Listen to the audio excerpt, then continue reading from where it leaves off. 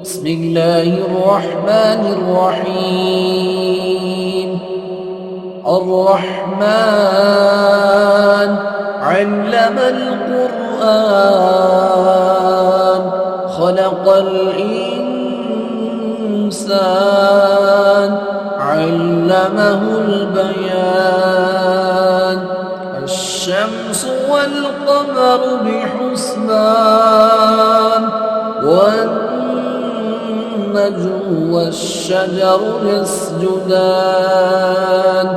والسماء رفعها ووضع الميزان ألا تطغوا في الميزان وأقيموا الوزن بالقسط ولا تخسروا الميزان. والأرض وضعها للأنام فيها فاكهة والنخل ذات الأكمام والحب ذو العصف والريحان. فبأي آلاء ربكما تكذبان؟ خلق الإنسان من صلصال كالفخار وخلق الجان من مارج من نار. فبأي آلاء ربكما تكذبان؟ رب المشرقين ورب المغربين. فبأي آلاء ربكما تكذبان؟ مرج البحرين يلتقيان بينهما برزخ لا يبغيان.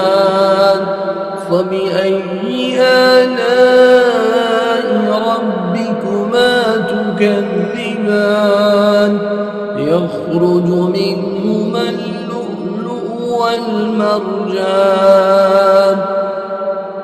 فبأي آلاء ربكما تكذبان؟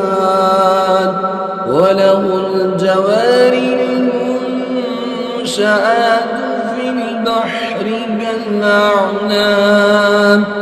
فبأي آلاء ربكما تكذبان؟ كل من عليها فان ويبقى وجه ربك ذو الجلال والإكرام. فبأي آلاء ربكما تكذبان؟ سنفرغ لكم أيها الثقلان. فبأي آلاء ربكما تكذبان؟ يا معشر الجن والإنس إن استطعتم أن تنفذوا من أقدار السماوات والأرض فانفذوا لا تنفذون إلا بسلطان. فبأي آلاء ربكما تكذبان؟ يرسل عليكما شواظ من نار ونحاس فلا تندسران. فبأي آلاء ربكما تكذبان؟ فإذا انشقت السماء فكانت وردة كالدهان. فبأي آلاء ربكما تكذبان فيومئذ لا يسأل عن ذنبه إنس ولا جان فبأي آلاء ربكما تكذبان يعرف المجرمون بسيماهم فيؤخذ بالنواصي والأقدام فبأي آلاء ربكما تكذبان هذه جهنم التي يكذب بها المجرمون يطوفون بينها وبين حميم آن فبأي آلاء ربكما تكذبان ولمن خاف مقام ربه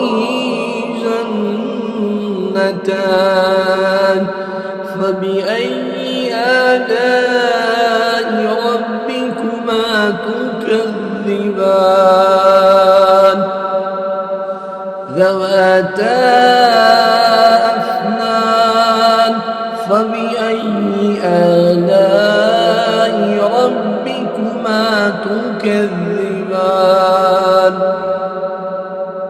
فيهما عينان تجريان فبأي آلاء ربكما تكذبان